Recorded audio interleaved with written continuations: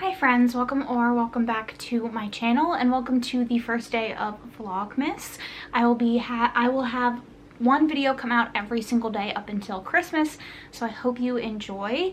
But in this first day, we are going to be going over the things that I read in November that aren't mentioned in other videos. So first up, I was struggling a little bit because, as you can imagine, putting out 25 videos in a month entails a lot of reading and not necessarily reading things that I want to be reading. So I sort of fell into a slump and I decided that I wanted to do a couple of rereads. I'm not going to go too in depth because the majority of these rereads I've talked about on my channel and they're quite popular, but I decided to reread Chain of Gold. This follows the children of the Infernal Devices, and this is set in early 1900s, and London has been without demon attacks for a decade or so, and demons start showing up again, and the shadow hunters have to work together to figure out what's going on. First two times I read it, I gave it 5 stars, and I gave it 5 stars again. This time I really enjoyed it. Cassandra Clare always is the go-to for me, and I think that this one is just a standout of all of her books. Loved it, and I actually found stuff that I hadn't caught the first time. So then I decided to reread The Cruel Prince, and I kept my rating of 4 stars. This is about Jude, who gets taken from the mortal world to the Fey world, and she ends up becoming a spy for the future king. She has an antagonistic relationship with one of the princes of the Fey world, and it's really just about her having to establish herself and like find her place and fight for her place. I love this. Jude is one of my all-time favorite characters. This is one of my all-time favorite YA fantasy series. Jude is so compelling. I then decided to reread A Court of Thorns and Roses and Crescent City. I'm going to talk about them in conjunction. I enjoyed both of my rereads. Honestly, by the time I got to A Court of Thorns and Roses, I was over the rereading of things. But both of them kept their original rating of 3 and 4 stars. 3 and 3 stars. They both got 3 stars. And they're just good books to reread. I think her writing is accessible enough that, like, if you just need something to sink your teeth into, you can pick it up pretty easily and just read it really fast, and it's just consumable. Alright, so then we get into the books that I haven't really talked about on my channel yet. AKA like new books. So first up we have Notes on an Execution. So this is a pretty popular book again, but it is a fiction story that follows a man who is on death row for killing, I think it's 4 or 5 women, maybe it's 3 women, I can't remember exactly the number, but he's killed multiple women. I think it's 3. And we are getting alternating chapters of him leading up to his execution and multiple points of view of different women in his life. So like his mother and other women that have come across him or been in his life in any capacity. I ended up giving this 5 stars. This is a purely like logical 5 stars. I wouldn't say that this is something that gets me really emotional or something that I'm like emotionally connected with. I just think this is like objectively the best this could have ever been written. Like a story like this could have been written. I think the author does a fantastic job of keeping their own biases and opinions out of the story and just presenting it with facts, and it's not skewing one way or the other. It's not trying to demonize the serial killer, and it's not trying to overly humanize him. Either way, it's presenting you with the facts of his life and the women's points of view, and you are allowed to form your own opinions, which I love. One of the notable lines is, "There are millions of men that want to hurt women. Ansel is just special because he actually did." And then the last line of the description of the book, I think, perfectly sums up the book itself. Notes on an Execution presents a chilling portrait of womanhood as it simultaneously unravels the familiar narrative of the American serial killer, interrogating our system of justice and our cultural obsession with crime stories, asking readers to consider the false promise of looking for meaning in the psyches of violent men. I think it's a fantastic book, and I would highly recommend that you pick it up. So then I ended up picking up The Paris Apartment. This is a murder mystery. Well, it's a mystery story. We don't have a dead body, so it's technically not murder in the beginning. The main character goes to stay with her brother in his Paris apartment, and she discovers his cat covered in blood. He is not there, and his apartment smells like bleach. And this is essentially her investigating, her trying to figure out where he is, what happened to him, and it's the people in the apartment keeping secrets. So we get points of view of theirs that are, you know, very stereotypical mystery points of view. I did end up giving this 4 stars.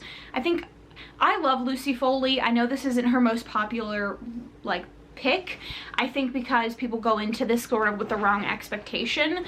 I think people go in expecting this to be really thrilling, and it's not. It is a standard mystery story. If you enjoy mysteries, you'll love it, in my opinion. I loved it. I think Lucy Foley just like understands the mystery genre, and this one was a delight to read. So next up, I read Book Lovers.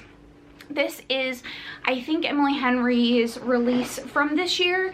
It is an enemies to lovers romance about a literary agent and an editor. The main heroine, Nora, goes on a vacation with her sister, and they go to this like small town that's featured in one of her most popular books, and an editor that turned her down like years ago is there, and they have sort of like an antagonistic relationship or whatever. I gave this 2 stars. I have a love-hate relationship with Emily Henry. I really enjoyed People We Meet on Vacation. Didn't really like Beach Read, and this one was awful. To begin, Nora is the largest issue. She is incredibly annoying. She treats her 30-year-old sister like she's a child, and the main issue, as in the conflict of this book, is their sister relationship. It's not even the romance. There's zero battle, there's zero conflict in the relationship at all. In fact, Charlie is a literal carbon copy of Nora. Like, make him a dude and they're the same. Their backstory is the same. He was literally written to be a love interest for her with no conflict at all. Beside the fact that, like, he lives in a small town and she lives in New York. That's it. And the entire book was her trying to interfere with her 30-year-old sister's life. Now, if her sister actually needed the help, I would say great. But she is married and she has 3 kids. She's financially independent. Like, she is fine. And Nora just refuses to acknowledge that she's an adult that is fully capable of taking care of herself, and it's a large issue. I thought I was going to enjoy her character because she's kind of characterized as this like ice queen, which I really like. I tend to like characters like that, but that wasn't even the problem with her character. The problem was her just infantilization of her sister, which was annoying.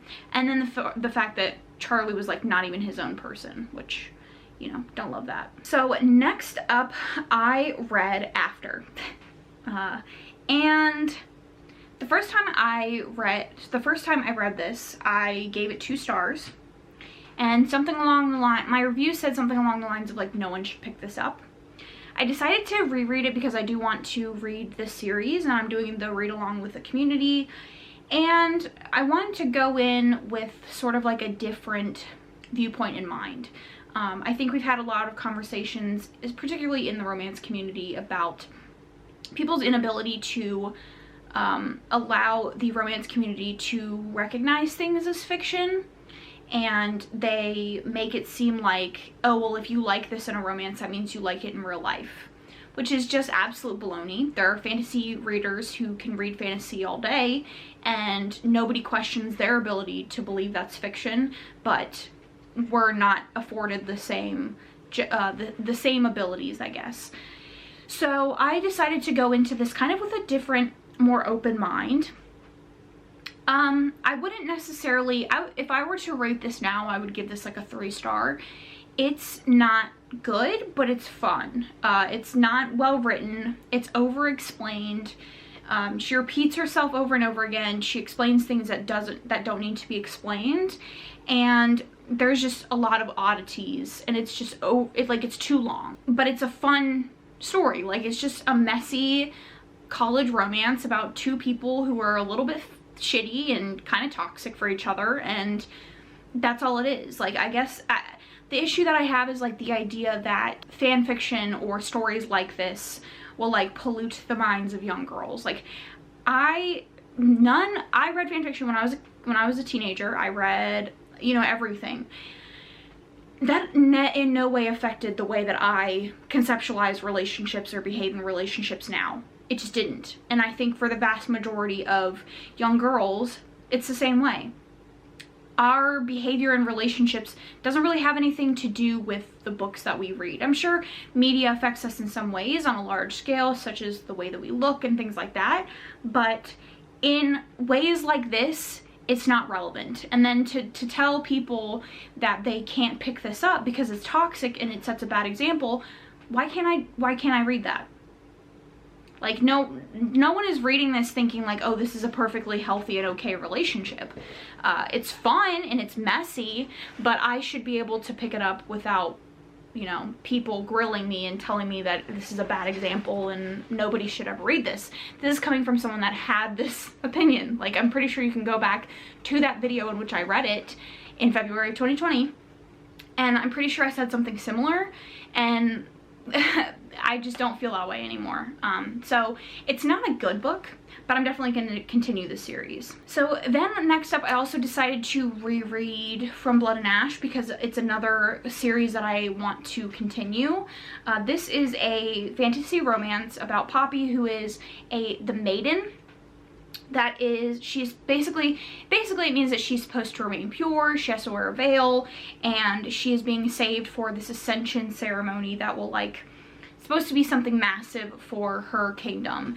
And she has the ability to feel and take away people's pain. In the beginning of the book, she loses her current bodyguard, and her bodyguard becomes Hawk, who is the love interest of the story.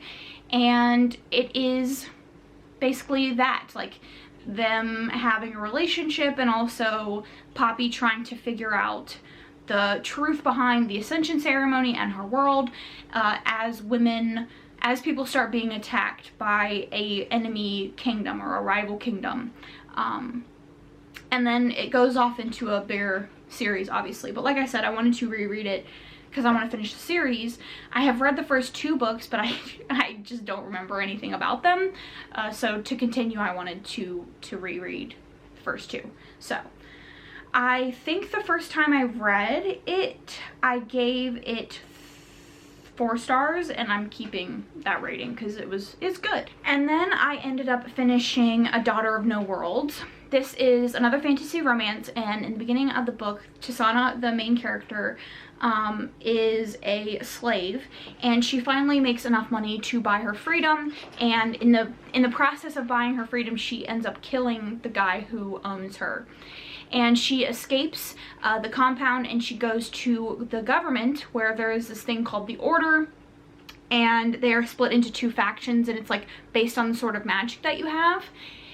And she asks for their help going back to release all of the slaves that she left behind.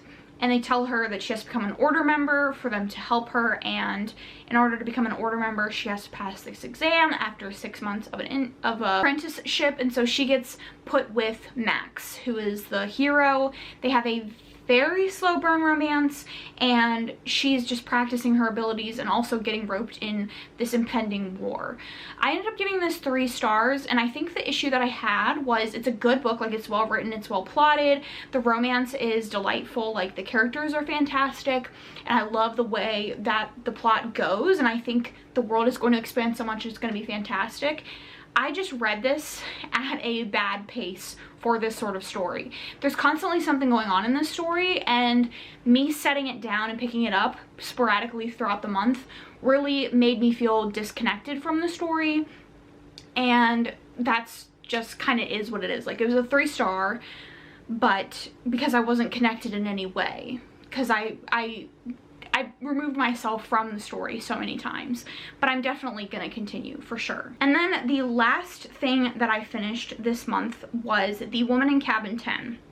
This is a mystery story, and it follows a woman who is a travel journalist, and she gets the opportunity to go on this like pleasure cruise and, you know, write an article about it. And so she goes on it, and her first night there she sees, or what she thinks she sees, a woman being thrown overboard, and it is her like trying to figure out what happened, and it's in her point of view the whole time. I ended up giving this 3 stars. I think it's a good mystery if you enjoy mysteries, if you enjoy just like people going around interviewing people. It was not anything like that it sparked anything in me. It was just like a good listen, a good mystery, and at the end I was like, oh shit, I didn't guess that. So I think it was just like a standard mystery that's good if you are looking for a mystery to read. And then I am currently listening to Reckless Girls. This is what I've heard is another mystery. It's been put on murder mystery list, so I guess we'll see. We'll actually see. But this is basically about a woman who lives with her boyfriend in Hawaii, and their ultimate goal is to fix up their boat, and then they're going to like travel around the world. And he gets approached by 2 college girls for him to charter them across this like this coral reef that is abandoned and supposed to be like pretty dangerous. And she goes with them on this trip. And so I guess something happens. I haven't read the synopsis of this. I just have heard that it's a really good murder mystery, or mystery rather. And all I know, like at the point that I'm at, we've had points of view of like them, the couple when they met, and then points of view also of the 2 women that they are chartering. But not, you know, nothing crazy has happened yet, but I'm not very far in. I probably finish it tomorrow, but I just don't have time to film this video tomorrow. So if you want to know my thoughts on it for whatever reason, you can check out my Goodreads. But those are all of the books that I was going to talk about. I know I like breezed through a bunch because they were rereads. This might be a kind of a shorter wrap up because I don't really talk about too many books that I've also gone through in videos, unless they're like regular reading vlogs. So that is it. That's the whole wrap up. Let me know down in the comments your thoughts on anything that I read or what you read this month. I would love to know. Let me know if you're excited for December. Let me know if you're doing Vlogmas. I would love to know. If you don't have anything to say, leave some sort of like snow emoji down in the comments. And if you're looking for more content from me, you can check out my Instagram and my podcast Instagram. You can also check out my podcast on all your favorite streaming platforms. Don't forget to subscribe if you want to see more content like this. If you want to see my 25 videos in December, it's been a hell of a time getting it together, but I'm pretty proud of a lot of the videos that I'm putting out. Thank you so much for watching this video, and I will catch you guys in my next one, being tomorrow.